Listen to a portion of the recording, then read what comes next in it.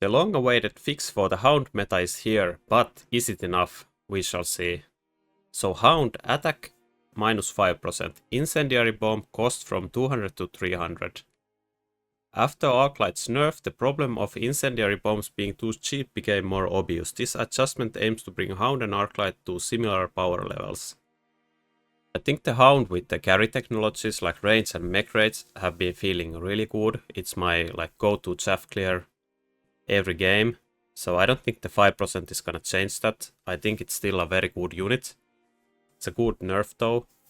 I don't think it will affect any relevant breakpoints in the early game. Comment if I'm wrong. The incendiary bomb was way too cheap for its costs, so I really like this nerf. I kind of feared that they would only nerf it by like 50 and it wouldn't change anything, I think, but if they nerfed it to like 400, I think this technology might be pretty bad. So I think this it's a nice nerf, just the right cost, I think. It was pretty toxic strategy to use this incendiary bomb like round 2. Now you can't do it anymore, and it's heavily countered by Mustang anti-missile. And the problem was that it was kind of favorable trade for the enemy to click this 200 cost tech to get you to deploy Mustangs that do nothing and then click the 200 cost anti-missile on them. But it was your only choice as an aggressive attacker. Almost every time, I feel like. So good nerf, but I think the Hound is still a very good unit. It's just not as good defensive unit anymore, I think. Then the Abyss. Attack plus 10%, HP plus 10%. This integration will be enacted immediately at the beginning of the battle. The damage it causes to the enemy HP changes from 30 to 20%. So actually this is one of the first things that I tried to test with this unit when it first came out. I wanted to put it on the line and disintegrate the enemy. I think this is actually a pretty bad change. Like, it's pretty stupid to use a unit like this as like this kind of one-time bomb. But it's certainly interesting.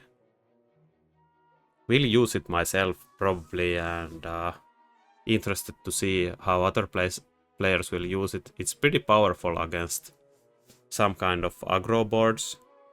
But the thing is that the 20% hit points don't really matter, right? You kind of need to kill the enemy.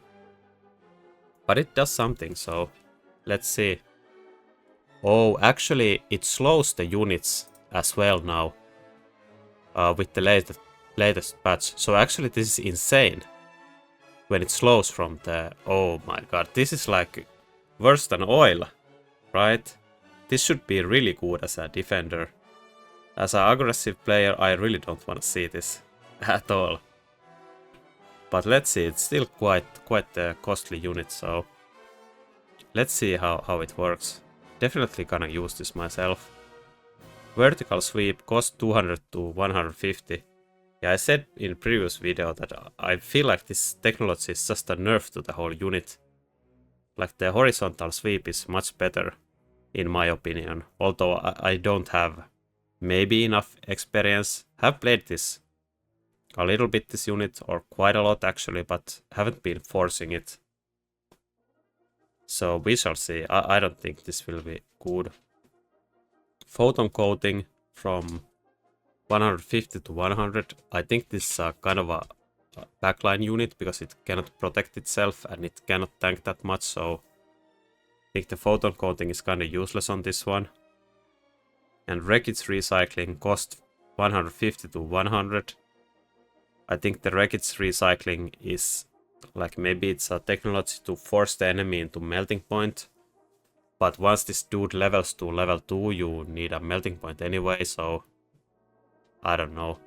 This might be good against factories with Phoenix spawn. Also. So, some playability of the technology, I think. developers note, it seems that we were too cautious when launching Abyss, which resulted in its win rate being significantly lower than other units. We hope to improve its win rate through these buffs. Yeah, I kinda don't want to see the Abyss being too good. Like, I'm very fine that these Titan units like Abyss and War Factory are very, very niche use cases. So I don't like that they're buffing it, but it was like way too bad.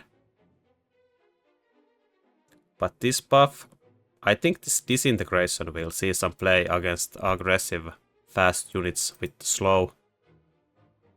Right, but I don't think this is enough, and these costs are not enough also, I think.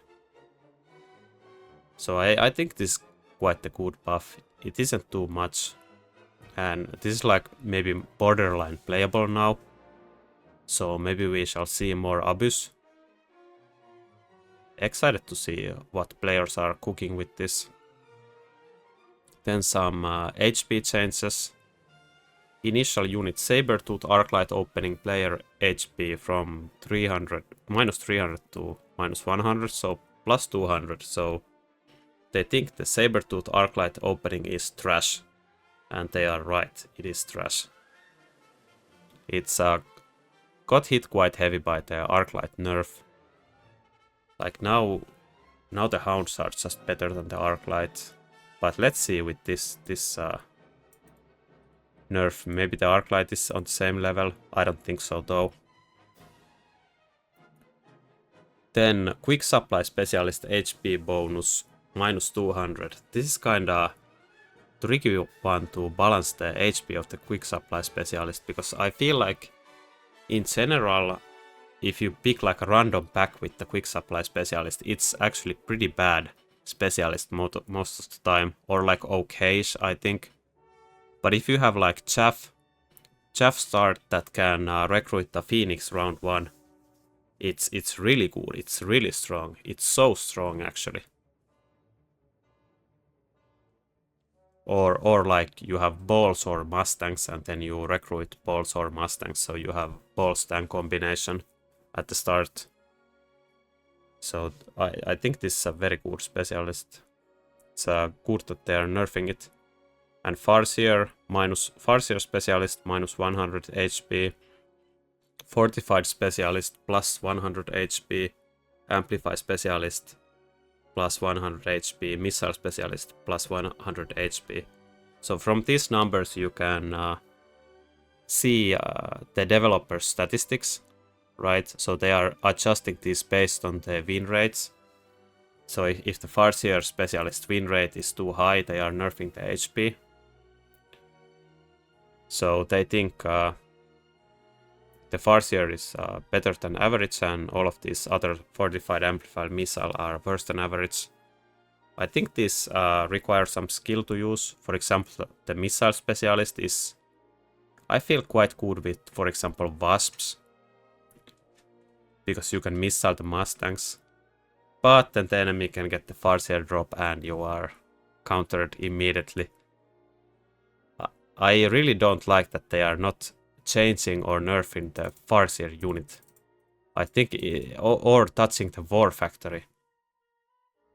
I think for me there's three problems in this game, like pretty big ones. One is the oil, one is Farseer as a unit, because I don't think it's like too strong, or it's too strong on like round 3 and 4.